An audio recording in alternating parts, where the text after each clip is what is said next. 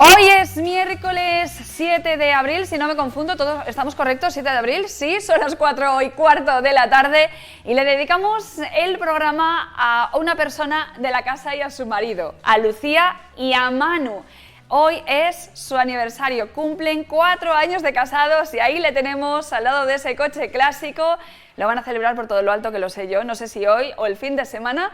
Lucía y Manu, felicidades y sobre todo también a vuestros hijos, a Saúl y Lara, que bueno, pues todavía son muy pequeñitos para celebrarlo con vosotros, pero todo se andará.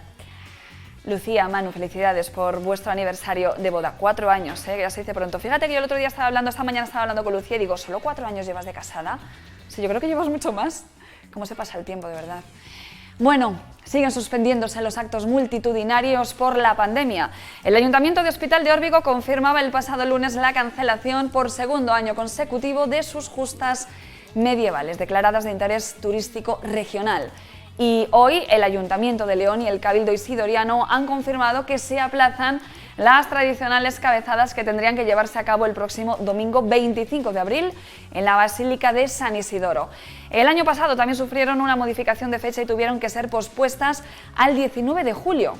De momento no hay fecha confirmada para la celebración de la ceremonia. Será cuando las circunstancias sanitarias mejoren. De todas formas, nosotros os vamos a ir informando.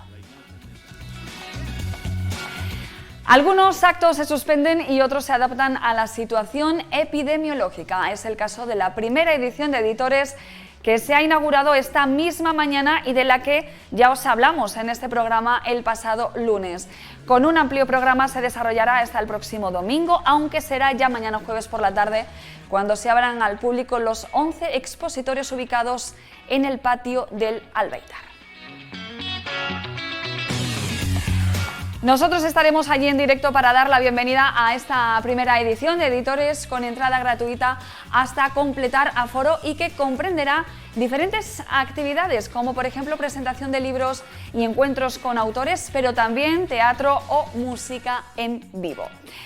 Seguiremos hablando de ello. Hoy es miércoles, como digo, por lo tanto, nos iremos hasta la clínica de fisioterapia Sergio Muela. También recibiremos la visita del criminólogo Ricardo Magaz, hoy para hablar de una práctica más extendida de lo habitual, el suicidio mediante policía, un modus operandi que también se lleva a cabo en España. De hecho, vamos a recordar esta tarde un par de casos. Y como todos los martes, toca conocer a un leonés en la historia.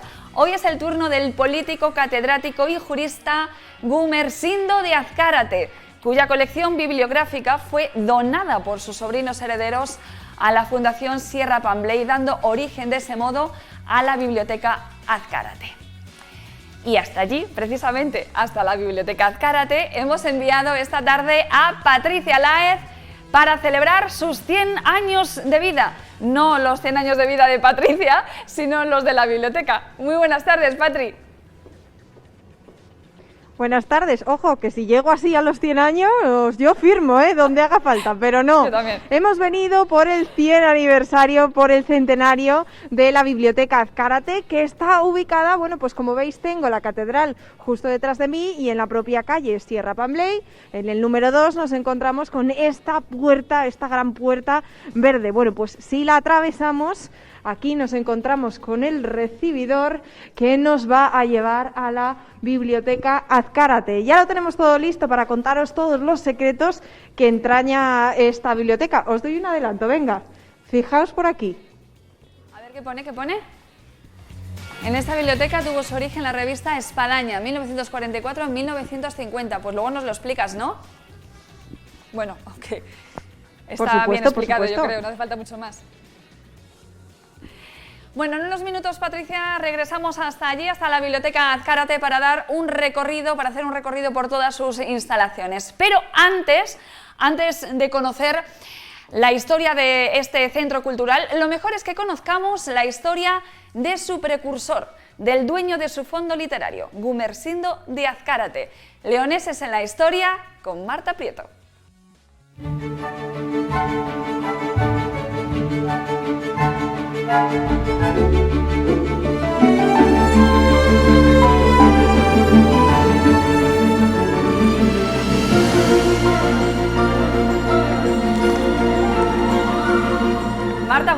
tardes. Hola, muy buenas Bienvenida. tardes. Qué bien, ¿eh? En la Fundación Sierra Pambley, Patricia. Bueno, ahora tenemos que decir que está cerrada por las circunstancias sanitarias, pero a ver si tenemos suerte y abre dentro de muy poco y le echamos un ojo a aquellos que todavía no hemos estado. Yo todavía no he estado. Pues ¿Tú muy has estado bonito. varias veces? Yo sí, porque además es un lugar en el que se lee muy bien. La biblioteca es preciosa, la casa es muy bonita y el museo, ya hablamos una vez de él, es precioso. Antes de hablar de este hombre, de Gumersindo de Azcárate, que nació en el año 1840 y falleció en 1917, una fecha importante, un año importante, ¿qué te parece si aclaramos una serie de cosas que han pasado? Claro, quien tiene boca se equivoca, y aquí también, pues lógicamente, cometemos algún que otro gazapo que tenemos que aclarar, ¿no? Dos importantes, a mí me saben mal los gazapos, pero porque cuando uno luego se da cuenta de que ha dicho algo que es incorrecto, y ocurrieron los dos el día que estuvimos hablando de nuestra reina Urraca. Vaya. Bueno, pues porque estábamos hablando de Urraca la reina, pero estuvimos hablando también de Urraca la infanta, la del cáliz su tía, y cuando yo dije que Urraca había muerto, dije que había muerto la reina Urraca en Saldaña, y dije, provincia de Zamora, no, Urraca de Zamora, pero Saldaña es un pueblo precioso de Palencia, que además es muy conocido porque tiene una villa romana, la Olmeda, que es una maravilla. Y el segundo ocurrió el otro día, que estuvimos aquí muy alegremente hablando de, ¡ay, la plaza de Santo Martino!, cuando hablamos de este santo, la estatua de Alfonso VII, la estatua ecuestre, no, para ecuestre le falta el caballo, o sea que la vamos a dejar en pedestre porque realmente está de pie y está enarbolando, pues no sé si... Pero curiosamente lo estuvimos hablando aquí antes de la sección, ¿es ecuestre, no es ecuestre? Sí, creemos que es ecuestre, pues no es ecuestre. No es ecuestre. Mira lo que nos fijamos cuando vamos por la calle. Pero ahora si alguien lo ve dirá, efectivamente, no es ecuestre. Bueno, hoy nos vamos a detener en este hombre, en esta figura, Gumersindo de Azcárate, que este hombre sí que fue profeta de su tierra, como tú dices en tu libro, que por cierto es uno de los personajes protagonistas en Leoneses en la historia. Pues sí, yo creo que Gumersindo de Azcárate es uno de los personajes intelectualmente más válidos de entre todos los que hay en el libro, no porque los demás no lo sean, sino porque bueno, este hombre hizo algunas cosas que son todavía hoy conocidas y reconocidas por los juristas. Por ejemplo, una ley que se sigue llamando Ley Azcárate, que es una ley contra la usura, que fue capaz de sacar para adelante en 1908, creo que fue, y que fue muy, muy importante. Bueno, ahí lo tenemos, esta es la imagen de Gumersindo de Azcárate. Un hombre que yo no sé si la gente, lo podemos poner aquí, compañeros, para que pueda Marta verle de frente.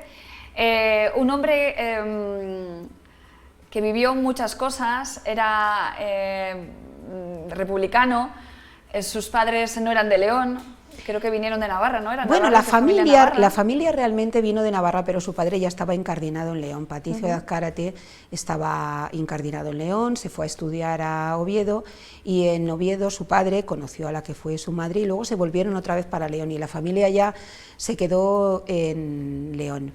Y curiosamente, además, después ellos compraron una finca en Villimer y digamos que se consideraron de aquel pueblo, y Villimer todavía hoy guarda la memoria de Gumersindo de Azcárate, donde estoy segura que le conocen perfectamente. A mí me parece un hombre de una valía excepcional, y bueno, pues yo creo que habría que decir de él fundamentalmente que en su tiempo le llegaron a considerar un heterodoxo realmente, pero porque, bueno, pues él fue a Oviedo, quiso estudiar ciencias naturales y también leyes, le obligaron a quedarse con una, empezó leyes, terminó en la Universidad Central de Madrid, donde se doctoró en civil, por decirlo, y en canónico, y donde él fue profesor en la universidad. Y él quiso casarse, se casó con la mujer a la que quería, que murió en el parto, tanto su esposa como el niño. Y él en ese momento debió tener una crisis religiosa muy importante, que hizo que, digamos, que derivase hacia más un cristianismo muy reflexivo que hacia el catolicismo, es decir, él se desligó del catolicismo, y bueno, pues eso para él fue una fuente de problemas, pero él realmente mantuvo su postura. A mí me parece muy bonito ese cristianismo que él tuvo manifiesto, latente, y que le llevó además a a tener que salvar muchos problemas cuando él volvió a querer casarse y claro, tenía que casarse otra vez por la iglesia y claro, pues él no quería realmente, ¿no? Porque él... Entonces, bueno, esas son de esas cuestiones vitales, qué bonita retrato, sí. Era el primero de 5 hijos. Sí, el primero de 5 hijos. Yo no sabría decirte muy bien cuáles fueron la trayectoria de los demás, pero yo creo que él heredó un poco la trayectoria intelectual del padre, que fue un editor y traductor de una biblioteca de filosofía que llegó a tener 20 y tantos volúmenes. Y luego su padre, por ejemplo, dentro de León ayudó mucho al instituto, porque fíjate, Gumersindo de Azcárate ya estudió en el instituto. León ya tenía desde 1846 instituto, lo que realmente hoy sería el Padre Isla, no ese edificio, porque no era ese. Y claro, mucho antes de eso, en sus inicios, estuvo en San Marcos. Primero estuvo en el seminario San Froilán, luego estuvo en San Marcos y finalmente el padre de Gumersindo de Azcárate consiguió el traslado a un lugar bastante menos inhóspito que San Marcos en aquella época, que es la actual calle de Pablo Flores, detrás de la catedral, a una calle que hasta no hace mucho se ha llamado la calle del Instituto, precisamente. Entonces él estudió, él es un hijo de la enseñanza pública. Bueno, de hecho, él fue cofundador de la Institución de Libre Enseñanza, también formó parte de la RAE, de la Real, bueno, tuvo una silla en la Real Academia. Bueno, yo creo que él, su papel como miembro de la institución, como fundador de la Institución Libre de Enseñanza, es extraordinario y que surge además porque él es con otras personas, es expulsado de la universidad, es decir, a él le quitaron la cátedra en una... iba a decir en un jaleo, por decirlo tontamente, pero bueno, en una crisis que hay en la universidad, porque en un momento determinado hay un ministro que obliga a que todos hagan profesión, digamos, de catolicismo y de monárquicos en la universidad, y aquellos que se oponen son expulsados de sus cátedras. Creo que acabo de cometer otro gazapollo, fíjate. ¿Por qué? No, porque has querido decir, has dicho bien Institución Libre de Enseñanza, que lo has dicho muy bien, pero también has querido decir Fundación Sierra Pambley, que son cosas distintas pero parecidas. ¿Fue miembro de la RAE o fue miembro de la Real Academia de Historia? De la Real Academia de Historia sí que lo fue, de la Real Academia, que es la de la lengua, no lo fue, pero de la historia sí. Y además también fue diputado por León. Sí. Desde 1886 creo que hasta 1917, ¿no? En el que falleció. Sí, él fue diputado y además para que él fuera diputado tuvieron que ponerse de acuerdo varios partidos porque él se presentaba por los republicanos y él tuvo un desencuentro muy grande con Merino. Con Fernando Merino, el conde de Sagasta, cosa que a Merino le afearon porque realmente él debía ser tan buen maestro, Gumersindo de Azcárate, que todos los que habían sido alumnos de él eran incapaces de oponerse ni ideológicamente ni de otra manera a él. Entonces eso era una cosa que a Fernando Merino no podía soportar, ¿no? Tú también has sido discípulo de Gumersindo de Azcárate, pues porque él debía ser un excelente maestro. Bueno, pues ya hemos conocido a otro de los personajes, a otra de las figuras, a otro de los leoneses de nuestra historia. Y hemos dejado a Patricia en su biblioteca, vamos a decirlo así. Sí. Regresamos ahora hasta allí, hasta la Biblioteca Azcárate, en la calle Sierra Pambley, que este 2021 cumple sus 100 años de vida. Patricia, muy buenas tardes de nuevo. ¿Cómo están celebrando este importante efeméride desde la Fundación Sierra Pambley, la entidad tutora de este proyecto cultural? ¿Qué tal, Emma? Muy buenas tardes de nuevo. Bueno, pues la verdad es que esto era algo que te íbamos a contar en un ratito, pero ya que preguntas, Luisa, que hoy está conmigo y que es la encargada de adentrarnos, ¿no?, en esta historia, en esta larga historia de la Biblioteca Azcárate, nos pregunta Emma desde Plató, ¿cómo estáis celebrando este centenario? Uy, pues con una actividad frenética. Estamos muy contentos celebrando, bueno, pues grabando a muchísimos amigos, voces que consideramos de la biblioteca, que vengan a contarnos sus lecturas favoritas y los que tengan una historia de recuerdo, de un nexo con la biblioteca, pues que nos la narren también, para poderla colgar en nuestras redes sociales y que todo el mundo, bueno, pues cuando quiera pueda acceder a ellas. O sea que a través de Sierra Pambley en YouTube, Twitter, Facebook, pues todos los martes y los jueves colgamos una intervención nueva. Fantástico. Y bueno, además de eso, pues intentando recolocar los fondos nuevamente, adecuando la sala porque necesitaba alguna, bueno, es una señora de 100 años, necesitaba ya algún retoquillo, como por ejemplo, bueno, pues nivelar el suelo y bueno, eso, adaptándolo un poco pues a los nuevos tiempos, pero regresando a la la imagen antigua, que creo que es la que vamos a ver. Eso es, vamos a ir yendo hacia la sala porque hemos decidido empezar aquí porque este patio era precioso y hemos dicho, oye, pues ya que hace tan buen día y ya que tenemos este espacio magnífico, pues vamos a empezar ahí. Pero bueno, volvemos al interior del edificio por exactamente el lado opuesto a la entrada por la que la biblioteca se comunica con la calle. Pasamos por aquí, Luisa, para que en casa puedan apreciar cómo es esta biblioteca que, como bien hemos apuntado, cumple 100 años de vida y que se mantiene en esencia prácticamente como la encontramos. ¿Cómo se gesta este proyecto? ¿Cómo va a parar una biblioteca aquí, a este edificio? Bueno, pues se gesta principalmente porque es el espíritu de la Fundación Sierra Pambley, regenerar la sociedad a través de la cultura y de la educación. Por eso, en uno de los espacios bajos de la Escuela de Artes y Oficios de León, que es patrocinada por la Fundación, en la que todos los alumnos estudian gratuitamente, pues a la muerte de Gumersindo Azcárate, viendo que su familia nos va a donar a la Fundación Sierra Pambley toda esa serie de libros que tenía en propiedad de la biblioteca de Gumersindo de Azcárate, pues decidimos hacerla de uso público, una biblioteca pública y circulante, o sea que puedan acceder todos los leoneses, no solo los escolares, que era lo que estaba pensada la biblioteca de aquí. Entonces, bueno, en 1921, el 15 de diciembre, será cuando haga 100 años, se espera hasta ese día porque es cuando se cumplen 4 de la muerte de Azcárate, pues inaugura al público esta biblioteca que se forma con esa donación de libros de Azcárate, una donación importantísima. Que bueno, pues está basada sobre todo en lo que es su profesión, era un letrado, un jurista, le encantaban las ciencias sociales, es miembro de la Academia de Historia, del Instituto de Reformas Sociales, que no me salía, y también es miembro fundador de la Institución Libre de Enseñanza, como de la institución Sierra Pambley. Entonces tenemos unos grandes fondos pedagógicos y de derecho. Tenemos muchísimos libros aquí, pero me gustaría primero que os dierais cuenta del espacio precioso en el que estamos, que se conserva original. Eso te iba a decir, que me llama muchísimo la atención incluso el propio mobiliario, ¿no?, donde se almacenan estos títulos.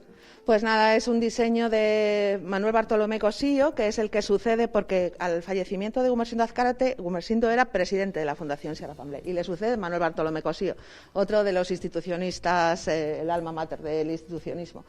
Y él diseña estos muebles y se los manda encargar a Cárdenas, que en ese momento es el profesor de dibujo de la Escuela de León, que ya sabéis que era arquitecto municipal y tiene muchas obras en León, pero en ese momento es nuestro profesor de dibujo y plantea una especie de biblioteca al antiguo uso de las bibliotecas inglesas del siglo XVIII. En forma de L, diseña todos los muebles que estáis viendo, los originales, las mesas y las sillas que utilizaban pues los escolares y cualquier visitante leonés que viniese a consultar estas obras. Fantástico. Dentro de cómo está dispuesta, ¿no?, esta biblioteca, que recordemos en L, por este lado tendríamos la patita más corta de la L, ¿no?, y por detrás de nosotros la más larga. También justo a la entrada tenemos presidiendo, ¿no?, la sala al propio Gumersindo. Gumersindo Azcárate, tiene un busto fabuloso de bronce de Miquel Blay, que se encarga para la hornacina esta, que preside nuestra sala, y bueno, también la mesa del bibliotecario original, en la que os he sacado algunos documentos que a lo mejor os interesan, como por ejemplo, bueno, pues las tarjetas de préstamo que utilizaban los lectores con los datos del libro que solicitaban, los carnés de socio de la Biblioteca Azcárate. Y este documento que guardamos en el archivo Sierra Pambley es muy interesante porque está firmado por Pío Álvarez y nos dice exactamente en el año 35, bueno, pues que los libros leídos en la biblioteca fija, o sea, aquí en la sede, han sido 12.800, pero que la circulante, es decir, préstamo, han sido 17.000. En el año 35, imaginaos el movimiento de lectura y la importancia que tenía esta biblioteca, que fue, bueno, pues un aire de apertura y de libertad para todos los leoneses, con muchísimo acceso a la cultura. Perdona que te interrumpa, Luisa, creo que Emma desde Plató me estás diciendo algo, aunque te escucho un poquito bajo.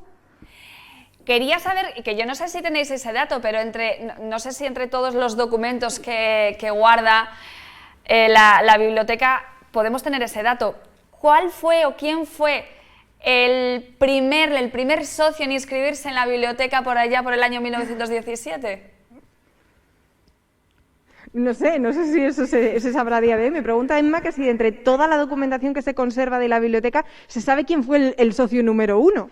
Pues no, el socio número 1 no conservamos el libro, pero sí que yo creo que se sabe del año 1927, que empieza otro registro por otro de los directores, y ahí sí que sabemos el primero que vino. Sí que sabemos que al principio la gente venía recomendada, no en el sentido de excluyente, sino justo al contrario, sino que necesitabas que te presentara alguien, pero te podía presentar pues cualquier maestro de la escuela, el director mismo de la biblioteca, el bibliotecario, cualquiera de los que estaban en ese momento, o cualquier persona un poco conocida, era un poco para preservar la integridad de esos libros que te llevabas a casa. Eso en los primeros momentos. Entonces te presentaba alguien y ya eras socio de pleno derecho y podías acceder al préstamo.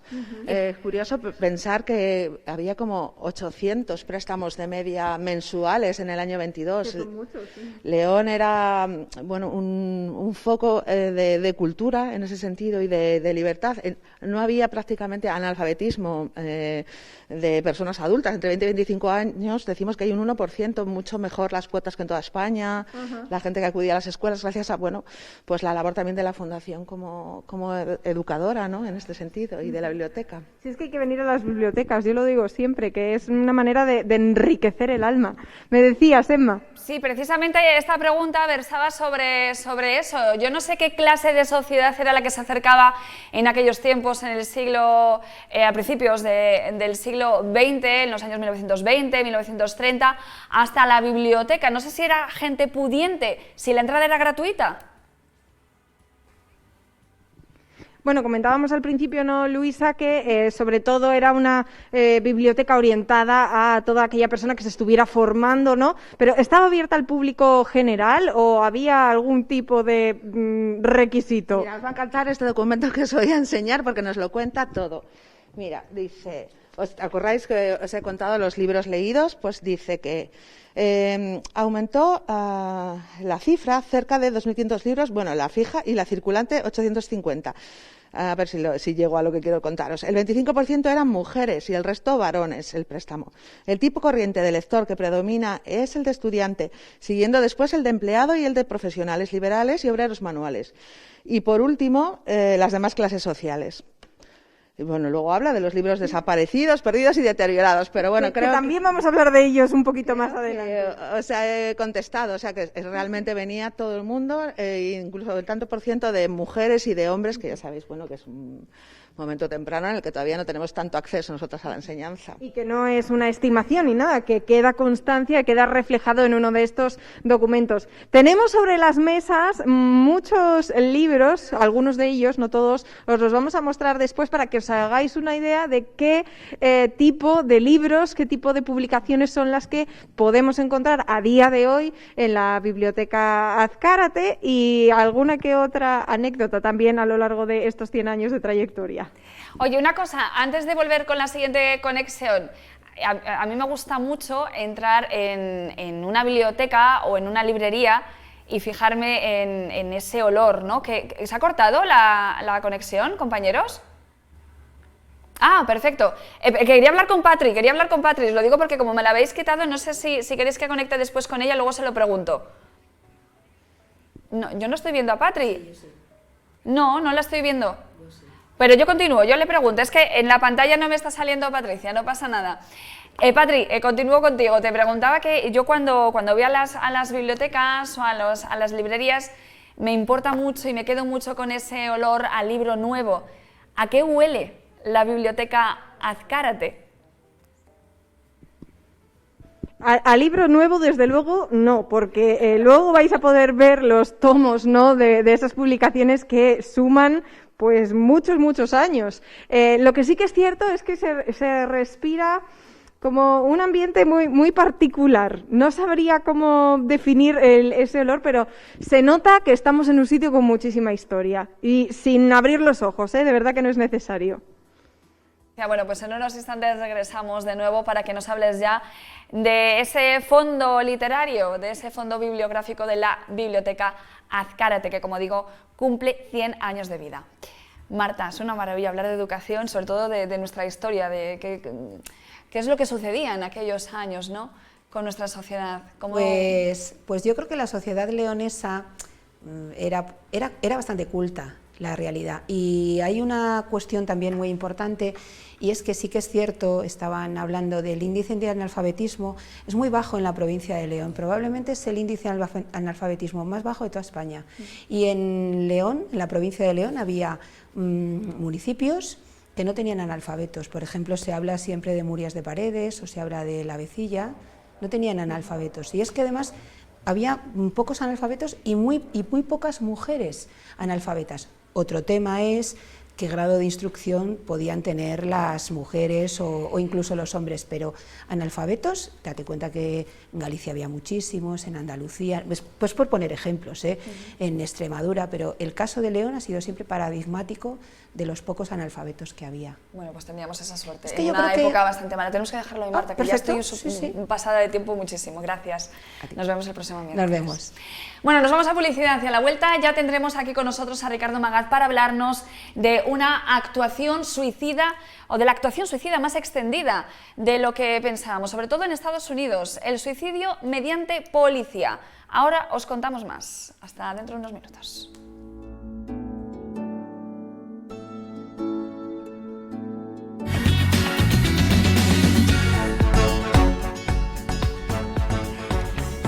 Son las 4:48 de la tarde y aquí continuamos en 8 Magazine León. Hoy es miércoles y no todos los miércoles, pero sí una vez al mes nos acompaña Ricardo Magaz. En la sección Casos y Crímenes vamos a hablar en unos minutos de un suicidio, el suicidio llamado mediante policía, morir matando.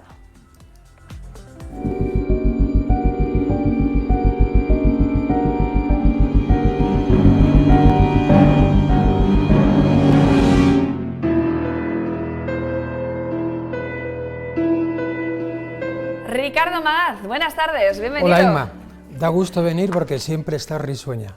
Sí. ¿Sí? Bueno, tengo yo mis días también. Como todo, Tengo naturalmente.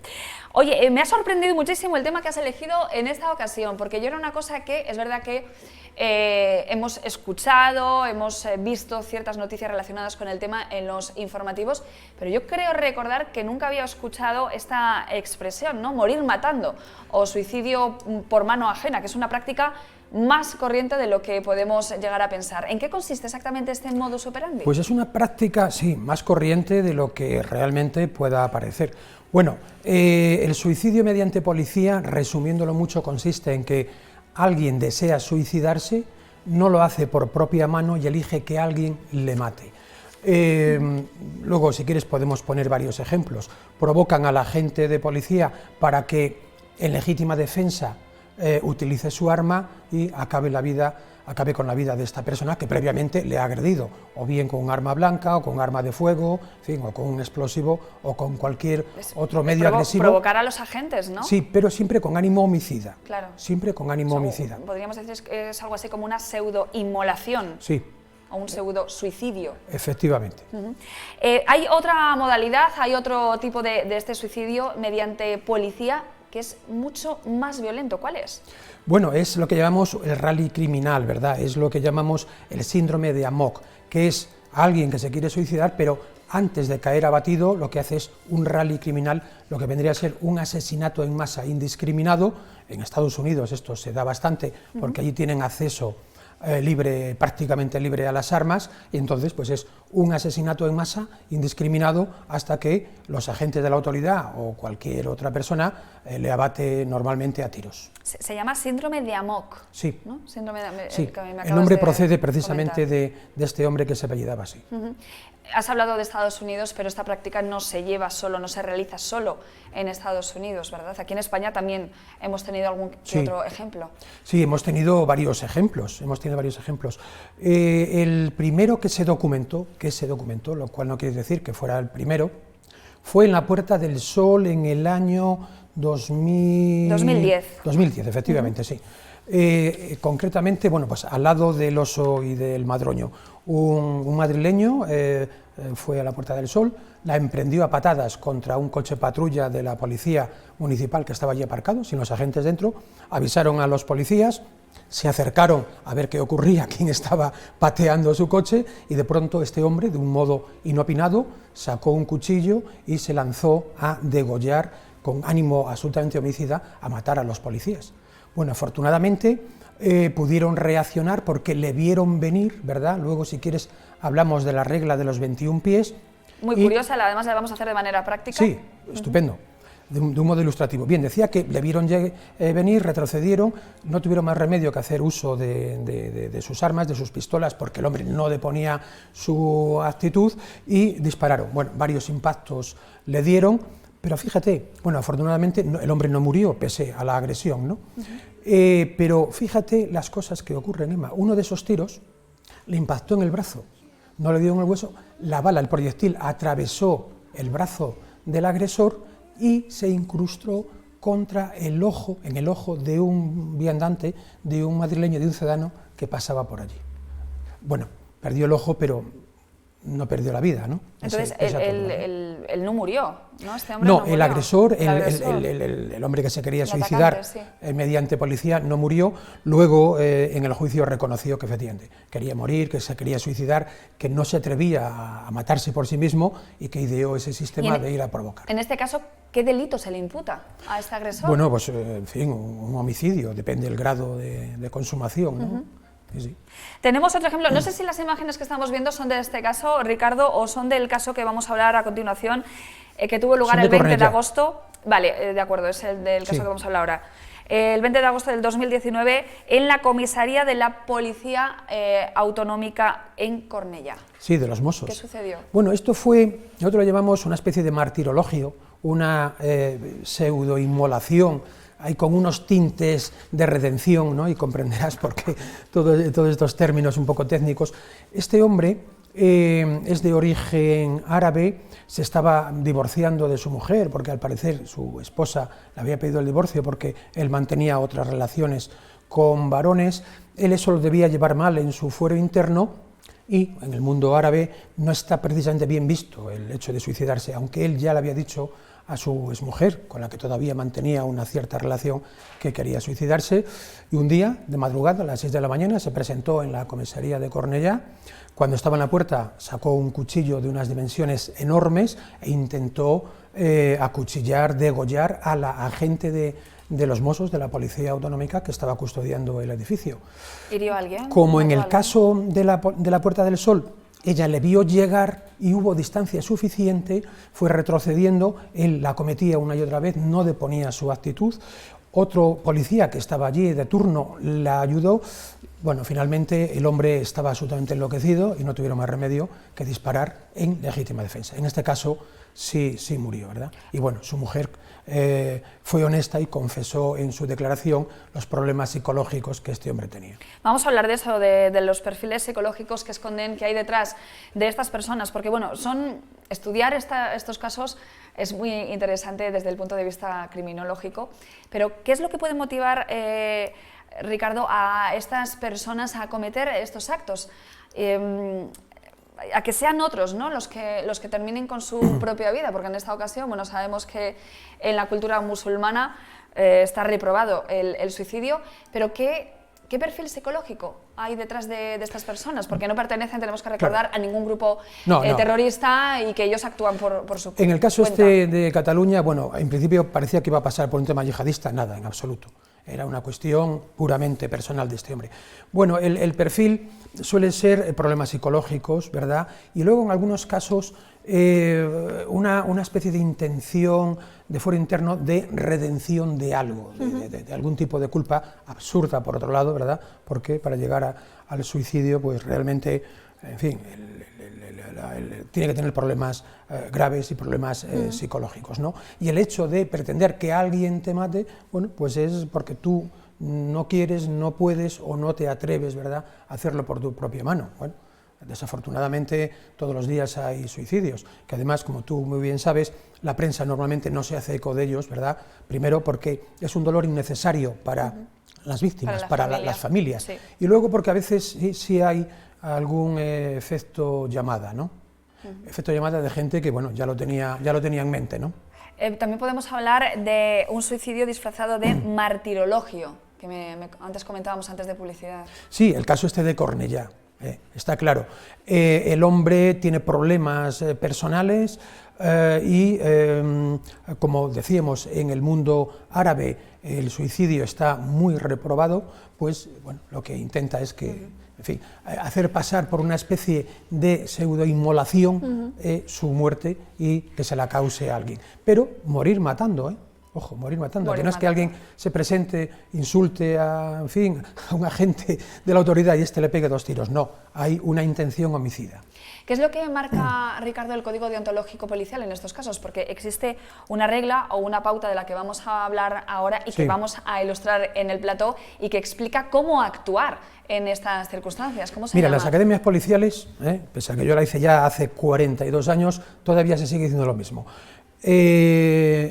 Congruencia, oportunidad y proporcionalidad. Esos son los 3 ABCs de cualquier agente de la autoridad, e incluso también de los militares si no están, ¿verdad?, en un conflicto bélico. Congruencia, oportunidad y proporcionalidad.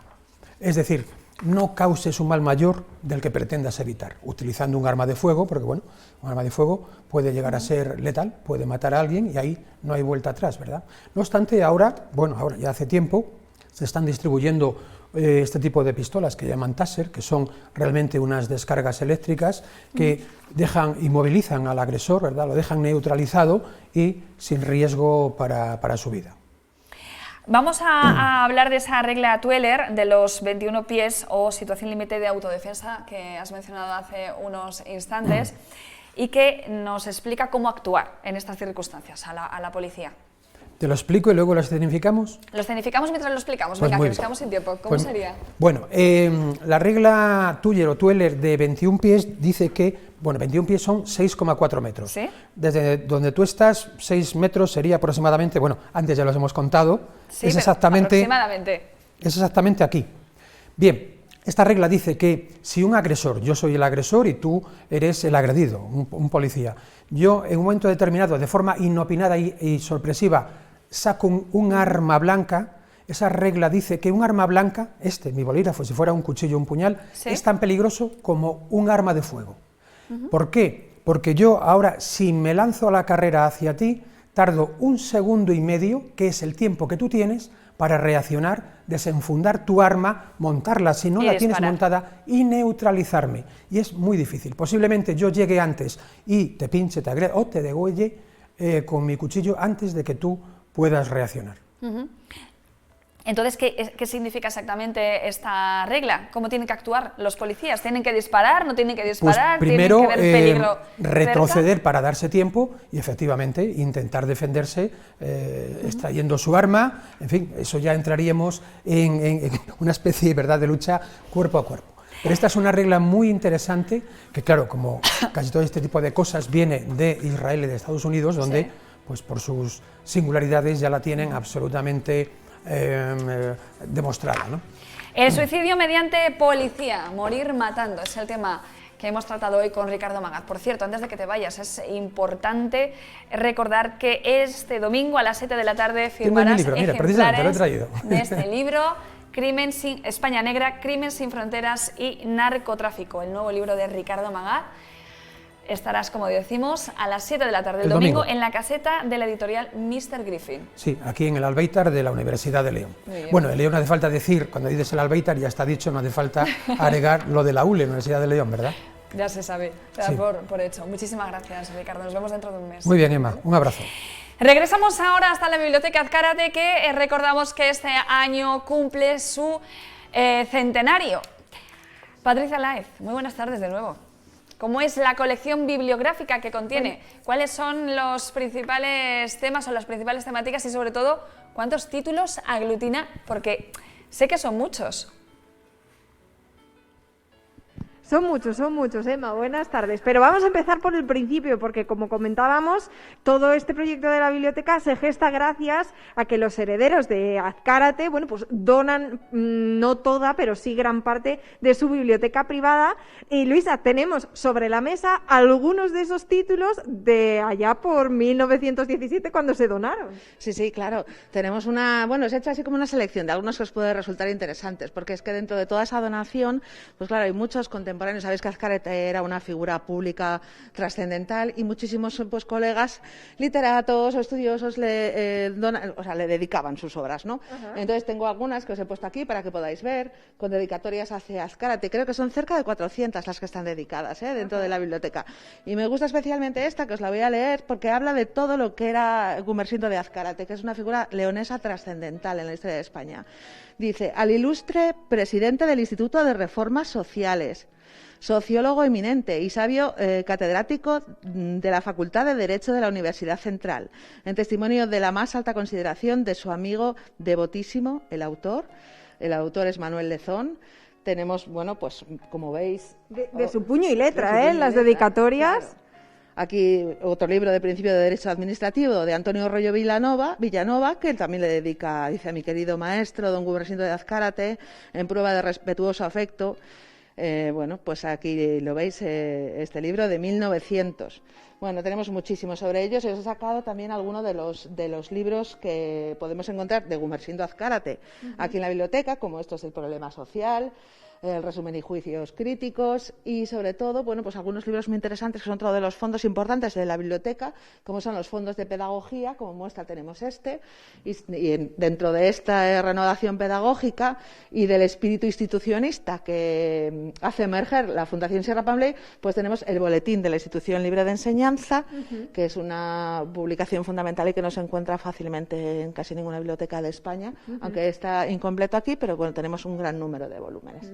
Bueno, los fondos de esta biblioteca suman cientos y cientos y cientos de publicaciones que luego al final desvelamos en torno a cuántos libros componen los fondos. Pero Luisa, esta fundación no funcionó durante los 100 años de manera ininterrumpida y en este rinconcito debajo del busto de Gumersindo Azcárate tenemos a los responsables, ¿no?, en parte y partícipes de un momento bastante importante. Muy importante, trascendental.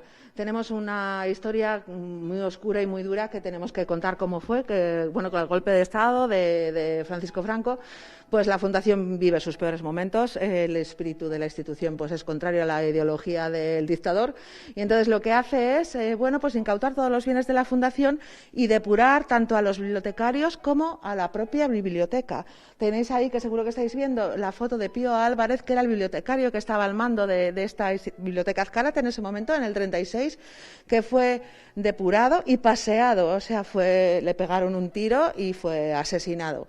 Estos son unos momentos terribles en los que se encarga a un censor, que es Mariano Domínguez Berrueta, que haga una relación de los libros que esta biblioteca no debe tener, porque se piensa que es una biblioteca que fomenta las ideas socialistas y comunistas. Y entonces Berrueta hace un informe diciendo que casi todos los libros rusos, o sea, Dostoyevsky, Chekhov, Pushkin, pues que son libros malditos. Y entonces hay una depuración de los libros de la biblioteca también. Se pierden muchos libros, se queman libros. Pero también tenemos una fortuna, que Berrueta considera que, bueno, como gestor de la biblioteca debe estar un sacerdote, una persona que esté experta en bibliografías, y decide que Antonio González de Lama, bueno, se decide con el obispado, que es el nuevo órgano que rige la fundación, que Antonio González de Lama, ese cura que estáis viendo, sacerdote amante de las letras y de la libertad, bueno, pues rija los designios de la biblioteca. Y él consigue preservar en una habitación oculta aquí dentro de la biblioteca Azcárate, que conocen como el infierno, algunos de esos libros prohibidos. Y los deja que la gente los pueda consultar, ¿no? O sea, que preserva muchos de los fondos de la biblioteca. Y además González de Lama consigue que en la biblioteca de Azcárate se reúnan todos los grandes literatos pues leoneses y que se hagan unas tertulias fantásticas con Victoriano Kremer, Eugenio de Nora, el propio González de Lama, a las que asiste Gamoneda, Josefina Aldecoa, Eloy Terrón, muchísimos. Y deciden hacer... Eso te iba a decir, y nos da como resultado lo que tenemos sobre la mesa. Sí. Tenemos el facsímil, que son todos los números unidos, de la revista Espadaña, que es una revista, como veis, de poesía y crítica, una revista de libertad, aperturista, en la que se habla de los problemas sociales en la poesía social, ¿no?, en la poesía justo de posguerra, donde van a publicarse, gracias a que González de Lama, sacerdote, avala con su firma que todo lo que se publica está dentro de la ortodoxia del régimen y es mentira, pues se publican poemas de Miguel Hernández, de García Lorca, de José Hierro, o sea que es un hito de las letras hispanas, es una revista de poesía famosa y reconocida en el mundo entero. Efectivamente. Luisa, no sé si sabes la cifra, no exacta, pero sí aproximada, de cuántas publicaciones componen el fondo de la biblioteca. Sí, tenemos cerca de 12.000 libros en este momento. Sabéis que vamos creciendo poquito a poco con donaciones a veces, pero bueno, ya donaciones controladas que tengan que ver con el enriquecimiento de los fondos que tenemos. Tenemos los fondos de las escuelas, que en este momento no los podéis ver, pero que son libros de principios de siglo. Bueno, alguno podéis ver por ahí, si queréis en esa mesa, si queréis acercaros, que son los fondos en los que se apoyaban la educación de la Fundación Sierra Pambley, pues bueno, pues un atlas de nuestro cuerpo. Podéis ver los sellos, esta es de la escuela de Villameca, sabéis que tenemos escuelas en Villablino, León, Villameca y Hospital de Órbigo. Este es sobre Giner de los Ríos, presidente Pero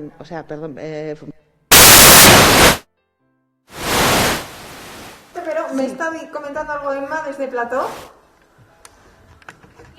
Yo, de verdad, me parece muy interesante, pero yo creo que también sería bueno que la gente, en cuanto todo esto pasase, en cuanto la situación sanitaria nos deje, que la gente, que nuestros leoneses se acercaran hasta la biblioteca Azcárate y que descubriesen ellos por sí mismos la historia que guarda esta biblioteca.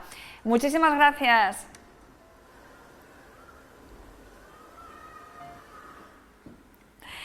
Bueno, si los libros o si esas paredes hablasen, todo lo que nos podrían contar. Bueno, ahora quiero hablaros de un pequeño electrodoméstico que está revolucionando la cocina tal y como la conocemos hoy en día. Se trata de la freidora sin aceite, habéis oído bien, freidora sin aceite, Tasty Fryer, de la marca Evo. Y si, de verdad, os prometo que no utiliza aceite, pero claro, si no utiliza aceite, ¿cómo fríe los alimentos? Pues utilizando aire caliente. Además, cocina grandes cantidades de comida de una sola vez, dejando los alimentos crujientes por fuera y tiernos por dentro. Y todo sin una sola gota de aceite. Cuenta con un total de 8 funciones que nos permiten freír patatas, pollo, filetes, gambas o pescado. Pero también podemos hornear cupcakes, deshidratar alimentos e incluso descongelarlos. Además, su control inteligente permite el apagado automático de la freidora una vez terminado el cocinado. Así, pues evitaremos sustos. La freidora sin aceite Tasty Fryer ahora está de promoción en su web www.evohome.com.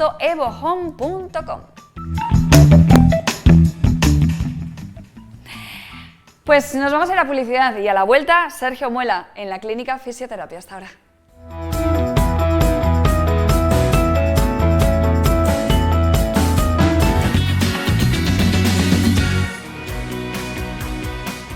Pues son las 5:17 de la tarde y nos vamos ahora hasta la Clínica de Fisioterapia Sergio Muela. En esta ocasión nos van a mostrar varios ejemplos de readaptación integral terapéutica enfocada al transverso abdominal. Todo esto suena muy raro, pero de verdad que hemos hablado con Sergio y nos ha dicho que es una técnica perfecta para tratar las dolencias relacionadas, ojo, con la ciática, con las hernias y con las lumbalgias. Lo vemos.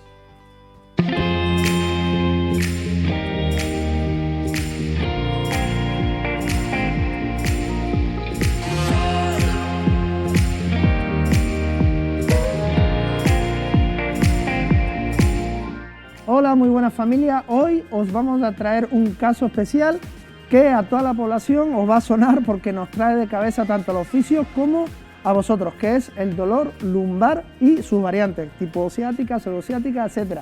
Y para ello tenemos a nuestro paciente y amigo Carlos Marcos. ¿Qué tal, Carlos? Hola, bien. Cuéntanos un poquito tu historia.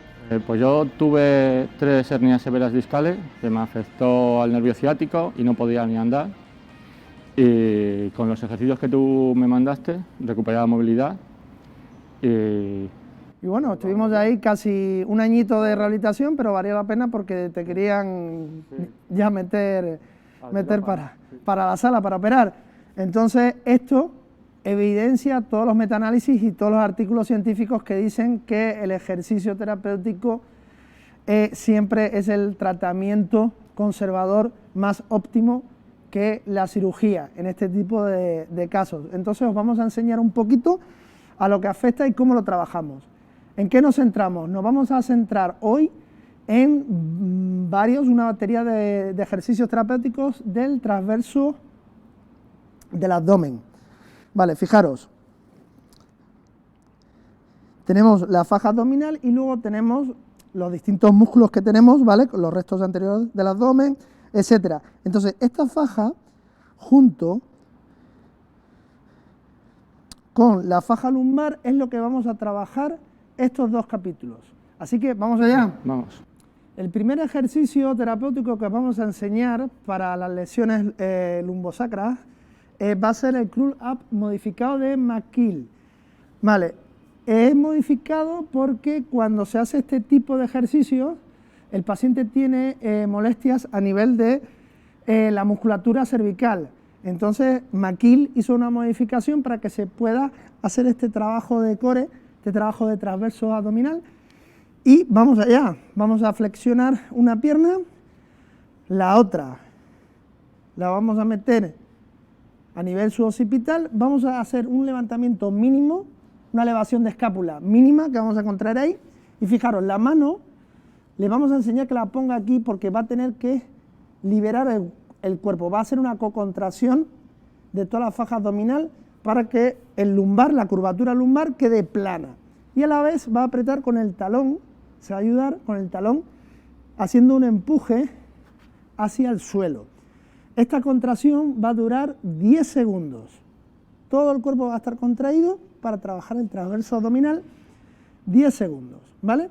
Como veis es mínima, luego descansa y vamos a hacer repeticiones de 10 segundos hasta fatiga del paciente o fatiga muscular.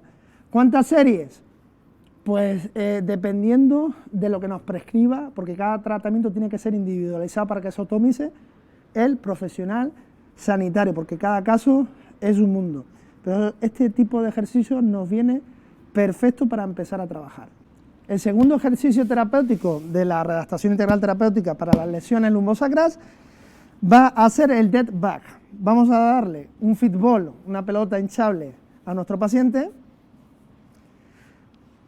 Esta vez va a elevar la pierna que tiene extendida, va a flexionar la cadera, el miembro inferior 90 grados, el brazo 90 grados y esta mano sí va a ir para abajo, ¿vale? Y el objetivo de este ejercicio es que haga el número de repeticiones posibles hasta que pierda el control motor, ¿vale? Serían un isotónico apretando y ahí extendiendo, como está haciendo Carlos, ¿veis? Carlos hinchó de hacer este tipo de cositas, ¿eh, Carlos? Sí. ¿Vale? Hasta que ya llega al umbral. Perfecto, como veis es muy fácil, también se puede hacer isométrico, como hicimos el variante de McGill, que sería pierna extendida exactamente igual, esta extendida, sin que toque, y aquí realizar un empuje tanto de miembro inferior de pierna como de brazo, 10 segundos y soltar. ¿De acuerdo? El último ejemplo de readaptación integral terapéutica para esta lesión va a ser el front plank. Pero claro, para llegar al suelo, cuando estamos en estadio agudo, que nos duele, que no podemos apenas movernos, deambular con dificultad, entonces ponemos a nuestro paciente en una pared o en un plano muy inclinado para que pueda hacer el front plank. Y luego pasaríamos a un banco, que lo va a hacer Carlos, que sería el segundo paso. En cualquier ejemplo que hemos dado siempre es importante que el lumbar lo dejéis plano, que hagáis una co-contracción de toda la faja abdominopélvica, ¿vale? Esto es lo importante. Y aquí mantenéis esos 10 segundos de contracción y buscáis que los brazos no estén mucho en extensión, sino que quede en 90 grados. Estos ejercicios que parecen una chorrada son bastante potentes para trabajar el transverso abdominal. Vale, de aquí progresaríamos al front plank extension hip,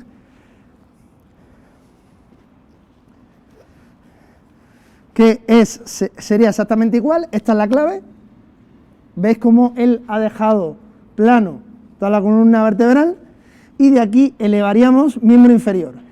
Y esto lo haríamos 10 segundos, el número de repeticiones hasta perder el control motor, o sea, hasta llegar al umbral. No tenemos que llegar al dolor, acordaros, porque tenemos una patología. Si la cadera, esto sería lo bueno, que tuviéramos aquí un objeto, porque esta cadera, como veis, cae para que él, veis, bascule esa cadera y quede totalmente recta para que sea el ejercicio perfecto. Muy bien, Carlos. Bueno, familia, esperamos que os haya gustado esta batería de ejercicios terapéuticos para el dolor lumbar crónico.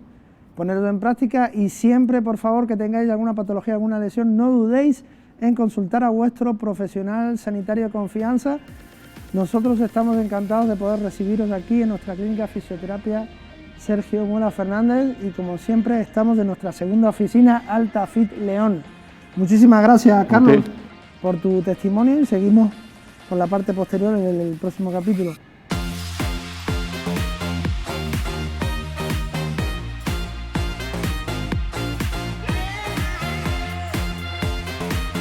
Gracias, Sergio Muela, por esos consejos. El próximo miércoles más. Nos vamos. Antes os recordamos que hoy ha comenzado la campaña de la declaración de la renta. Cuidado porque este año hay que tener en cuenta muchas cosas, sobre todo aquellos que han recibido ayudas o los trabajadores que hayan estado en ERTE. De ello hablaremos dentro de muy poco con RBH Global, como siempre, los lunes, con Pablo Roberto. La declaración ya se puede hacer, por cierto, por internet a través de la web de la Agencia Tributaria y para hacerlo de forma presencial habrá que esperar ya al 2 de junio. No os despistéis porque el plazo termina el próximo 30 de junio. Que paséis buena tarde. Regresamos mañana a las 4 de la tarde en directo aquí en la 8 León, 8 Magazine León. Chao.